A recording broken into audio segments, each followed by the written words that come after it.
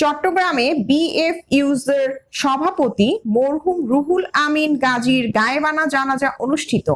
25 September বুধবার Chittagong metropolitan সাংবাদিক ইউনিয়নের উদ্যোগে বাদ আসর চট্টগ্রাম প্রেস ক্লাব চত্বরে বিএফইউজের সভাপতি কারা নির্যাতিত সিনিয়র সাংবাদিক নেতা মরহুম রুহুল আমিন গাজীর গায়েবানা জানাজা অনুষ্ঠিত হয়। এ সময় চট্টগ্রাম মহানগর জামায়াতের আমির শাহজাহান চৌধুরী, বিএনপির সাবেক চট্টগ্রাম বিভাগীয় সাংগঠনিক সম্পাদক, চট্টগ্রাম মহানগর বিএনপির সাবেক সভাপতি ডাক্তার শাহাদাত হোসেন, চট্টগ্রাম মেট্রোপলিটন সাংবাদিক ইউনিয়নের সভাপতি শাহনেওয়াজ চৌধুরী ও চট্টগ্রাম মহানগর যুবদলের সাবেক সভাপতি মোশাররফ হোসেন দীপ্তি সহ সিনিয়র সাংবাদিক নেতৃবৃন্দ সহ চট্টগ্রামে কর্মরত বিভিন্ন ইলেকট্রনিক ও প্রিন্ট মিডিয়ার সাংবাদিকরা উপস্থিত ছিলেন। ইসমাইল ইমন, চট্টগ্রাম জেলা প্রতিনিধি।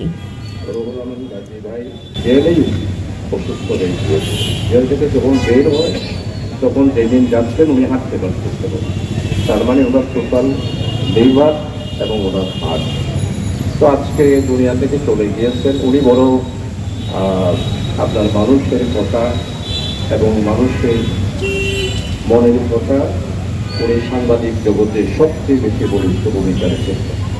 আমি তার মাগফিরাত আল্লাহ তাআলা যাতে করে তাকে জান্নাত নসিব করার জন্য দোয়া করছি। সুস্থ পরিবারের প্রতি সমবেদনা জানাচ্ছি।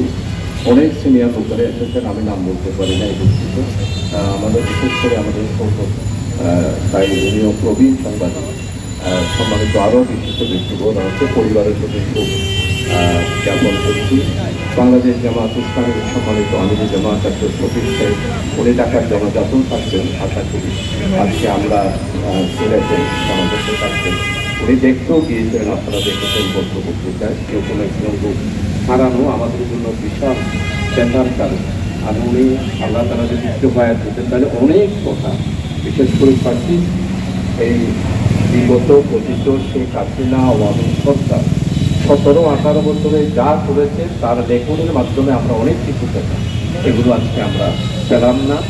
এগুলোর জন্য আমাদের যত আরও যারা আছেন তারা এগিয়ে আসবেন, কাজ করবেন। আর বিশেষ করে চট্টগ্রাম ক্লাবটা, এই চট্টগ্রাম প্রেস ক্লাব যেটা আছে, এটাতে আমরা সর্বসাধারণ সর্বস্তরে মানুষ যাতে করে আসতে পারি সেজন্য ব্যবস্থা হওয়া দরকার। রুহুল আমিন গাজীর আজকে জানা যায়, আমি বড় আশা করছি আমরা 18 বছর এখানে আসতে পারিনি, কোনো কথা বলার সুযোগ ছিল এখানে যেন আজকে জানাজাতে করতে পারছি। যদি 5ই আগস্টের পরিবর্তন না হচ্ছে এখানে জনজনতা আমরা করতে পারতাম। সবাইকে আন্তরিকভাবে ধন্যবাদ করে আমার কথা শেষ করছি। জনাব রুহুল আমিন গাজী ভাই চট্টগ্রাম চট্টগ্রাম মেট্রোপলিটন সাংবাদিক ইউনিয়নের সাবেক সভাপতি জনাব শামসুল খাজুরি ভাই এখন আজকের এই অনুষ্ঠানের